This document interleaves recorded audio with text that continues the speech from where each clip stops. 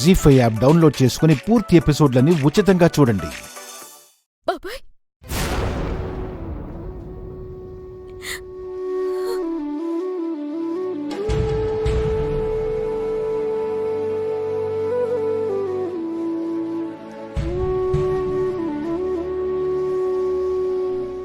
చిట్టమ్మా, చిట్టమ్మా, నా చిట్టి లత వచ్చారు.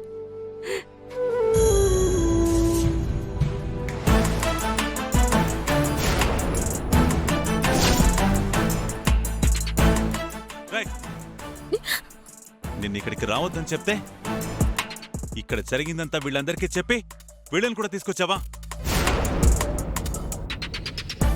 అంటే వీళ్ళందరి ముందు నా పరువు తీయాలని కంకణం కట్టుకున్నావు కదా? బాబాయ్ నేనేమి అనొద్దు బాబాయ్, అయినా నువ్వు యోసించాడండి బాబాయ్. ఏం చేయమంటావు?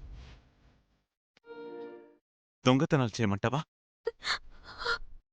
లేదా దారి దోపిడీలు చేయమంటావా? లేదా మీ అత్తగారిలాగా ఇంకెవరినన్నా మోసం చేసి ఆస్తులు లాక్కోమంటావా?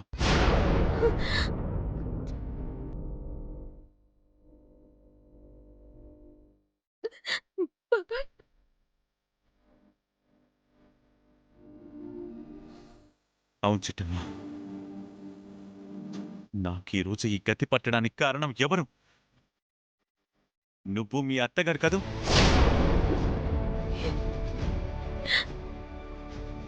నువ్వు నా కూతురు లాంటి దాన్ని మనం నమ్మినందుకు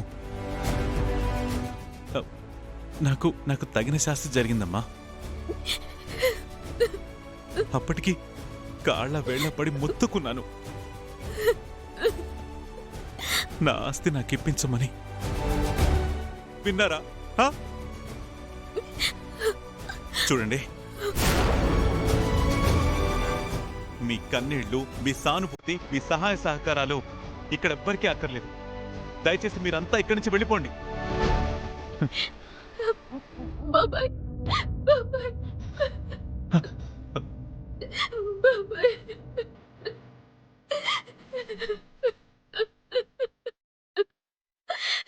నన్ను క్షమించు బాబాయ్. నా కన్నీళ్లతో నీ పాదాలు కడిగిన నీ చేసిన పాపం పోదు బాబాయ్, పోదు.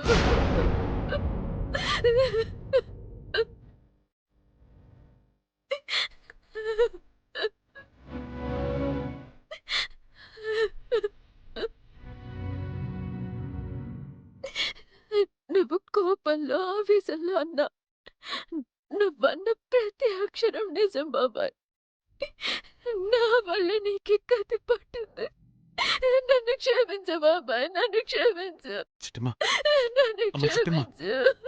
అమ్మ చిట్టమ్మ, ఫస్ట్ లేదు బాబాయ్, నువ్వు నన్ను క్షమించానని చెప్పేదాకా నేను నీ పాదాలు వదలను బాబాయ్, వదలను వదలను. చిట్టమ్మ, లేమ్మా. సార్, చిట్టమ్మ మనసేంటో, తన వ్యక్తిత్వం ఏంటో మీకు బాగా తెలుసు. కావాలని తనే తప్పు చేయదు, చేయలేదు కూడా సార్. అంతేకాదు, మిమ్మల్ని తన సొంత బాబాయ్ కన్నా ఎక్కువగా ప్రేమించింది కాబట్టే ప్రాణం పోయినా మీకు ద్రోహం చేయదు.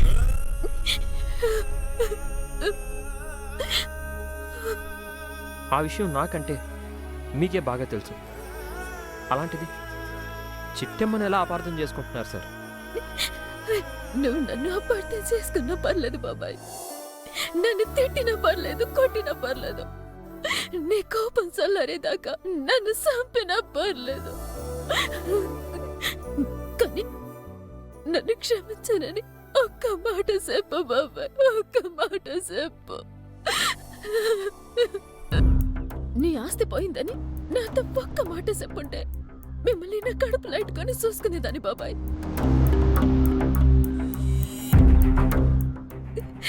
నేను తండ్రిలా కాదు, నా కొడుకులా చూసుకునేదాన్ని. బాబాయ్, ఇప్పటికైనా మించిపోయింది లేదు. వచ్చే బాబాయ్, మన ఇంటికి వచ్చే. వద్దు చిట్టమ్మా,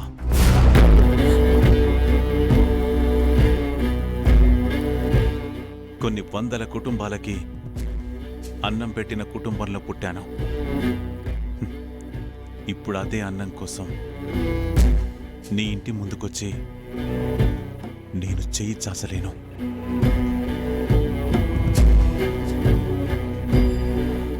అలా చెయ్యి చాచిన రోజున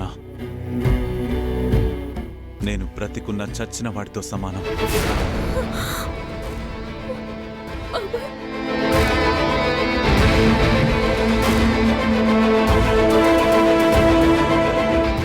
ఈ పరిస్థితుల్లో నేను నీ ఇంటికి వస్తే నన్ను నేను దూరం చేసుకోవడం కాదు, బిడ్డలాంటి నిన్ను కూడా దూరం చేసుకున్న వాడంతాను.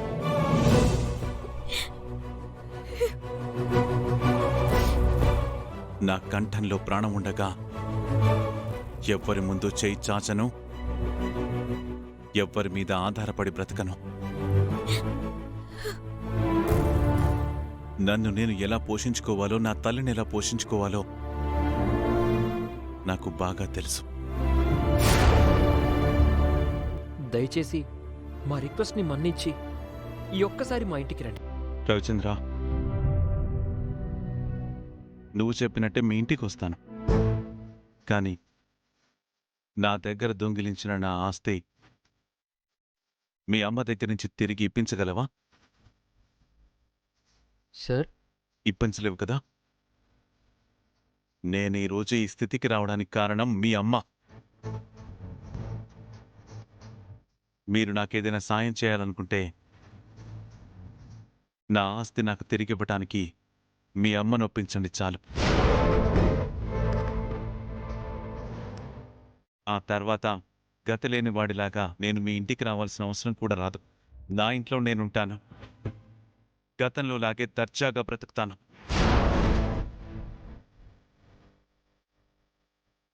రవిచంద్ర, మీ అమ్మను ఒప్పించి నా ఆస్తి నాకు ఇప్పించగలవా? అర్థమైంది బాబాయ్. ఇప్పుడు మేము చేయాల్సింది నీ మీద జాలి చూపించడమో, సానుభూతి చూపించడమో కాదు, పోయిన నీ ఆస్తి నీకు తిరిగి ఇప్పించడం. అట్టనే బాబాయ్ చేద్దాము. నీ ఆస్తి నీకు ఇప్పించిన రోజునే మళ్ళీ నేను నిన్ను కలుస్తాను. ఆ రోజు దగ్గరలోనే ఉంది బాబాయ్, అతి తొందరలోనే ఉంది.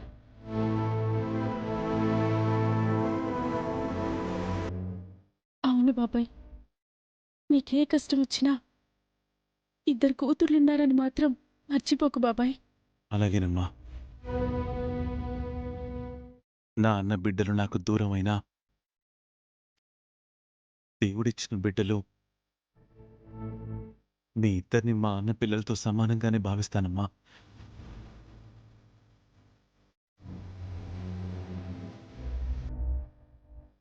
మీరిప్పటికీ సంతోషంగా బ్రతకాలి, ఆనందంగా జీవించాలి. అదే నా కోరిక. నిన్ను పెట్టనే బాబాయ్, అది చెప్పుకోలేని దౌర్భాగ్యంలో బతుకుతున్నాను. ఏ చెయ్యాలో చెప్పాలి కూడా అర్థం కావట్లేదు.